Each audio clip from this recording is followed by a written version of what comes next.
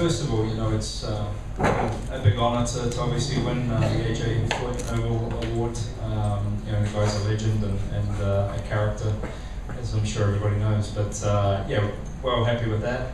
Today was a bit of a different story. We just seemed to struggle a lot with speed, especially getting up to speed. The car for the first 3 or 4 laps after a restart just kind of sat there and did nothing. So it was kind of frustrating. I'm not sure if we missed on the restart gears or something there, but I just seemed to get hosed by everybody, and it would take sort of 3 or 4 laps to get back to where we kind of were. So all in all, it was a great day for the team. Obviously a big point swing in the championship. I'm out of it now, which is sad for us, other team, but that's the way it goes, and obviously we'll try and push and help Dario as much as possible at Vegas.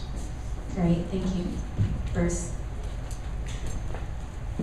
Yeah, I know you just said that you're out of it after kind of what happened with Will Power today to have such a dominant car and then somebody else take him out of the pits. I mean, what do you think is kind of going through his mind? Because Dario just kind of has that invincible hairdo going into a last race for a championship. Yeah, it's unfortunately it's racing. I'm sure. I thought there was another race to go. Hold on, we'll wait till 2 weeks. What was the question again? Well, the question was just basically Dario's kind of going in the last race of the championship. Just kind of has this aura to it. Yeah, and I'm sure Will, as you commented, is probably frustrated and had a lot of choice words and maybe even pulled the bird again. But that's it's the way it goes sometimes. That's racing, and you can't work those equations into what goes on. Obviously, pit choice comes from qualifying from the previous event, so that affected them big time. But positive for us. Dario's obviously leading the championship now, which is good. I think by a fairly decent margin, 18 points, which is always a nice cushion going into Vegas. But we'll have to see what happens. I think Vegas is going to be a crazy race, 30 or 34 cars or something. So you definitely have to keep your nose clean. But we can always see a different point swing come towards the end. We've also been joined by Dario Franchitti. As we mentioned, Dario is now regained the points lead headed into the final race of the season, and actually today's second place finish is your best at Kentucky Speedway.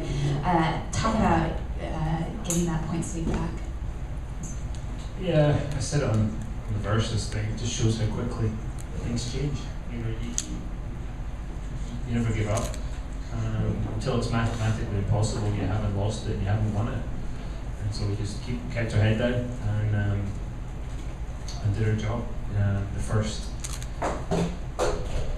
first stint we made some good places up, and then a good in lap, good pit stop, good out lap, and got in the lead. So that was a pretty nice surprise actually coming out in the lead there. From then on, I was able to kind of just stay on the bottom and try and keep the guys behind, and that worked well until right at the end there, and Ed got me. He was a little quicker, I think, and I had to use overtakes to keep him alongside, so he couldn't actually pass me and clear me and get in front of me. So I used my overtakes doing that, and he had one more coming to the flag. That was it. But he drove a hell of a race, totally deserved it. Good points day for us. Target guys were awesome in the pits as usual, and we don't give up. I got an email this morning. Scott and I both got it from Michael and Barry Wanzer, just saying, go out and do your best today, as you always do, and that's what we did. Thank you. We'll continue with questions.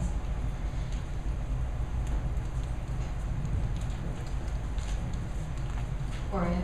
Hey Scott, I know you guys are disappointed you didn't win, but what does it mean for the series to have a popular underdog team and driver like Ed and Sarah win today? I think it's cool. That's Ed's obviously been knocking on the door for the last 2 or 3 years. So he's always been very competitive here. He's good on the 1.5 miles. Kentucky seems to be his track where they do well, but to see it. Not saying a low-funded team, but I'm sure they're on a much less budget than some of the big guys out there. To go out and actually win the race says a lot. I'm I'm sure there's very few people in that building, and it's good to see. I'm extremely happy for Ed. It's kind of cool, for him to obviously win so close to his home, being in Indianapolis, and obviously a lot of his friends and family here, and obviously for Sarah and as a team owner, they just welcomed a little girl into the world as well. So I just extremely happy for them, and it shows you that the little teams with a bit of might can bring it through. Scott, I'm not going to embarrass Dario by asking this question, because I know we'll get the answer. It's not over with yet. But the fellow over in NASCAR has won all those titles those last 5 years. When you think of what Dario's done kind of during that same span, I mean, that's pretty damn impressive. What do you, just kind of put in perspective all Thanks, those... Bruce. Yeah. Put in perspective what he's done with all these championships in that time period. Well, let's not make his head any bigger. No, it just shows you, Dario obviously coming back from his excursion, he must have learned a lot in NASCAR, because he came back and was obviously very good. But it just shows, he's obviously winning races, he's very consistent, it's like he has little angel wings or something, because even on a bad day they seem to pull it through, and that's what it's all about. Championships, you've got to have consistency, you've got to still dominate some races, and he's had a bit of bad luck, just like all of us had throughout this year. But it's cool to be a part of. Obviously we work extremely well together, and it's very rewarding for myself to know that this team is in a great situation to obviously go for 4 championships in this very few years. But in your mind, is that as impressive as what Johnson's done in NASCAR? Yeah, Dario's getting a little older. He's making sure that he makes the most of it.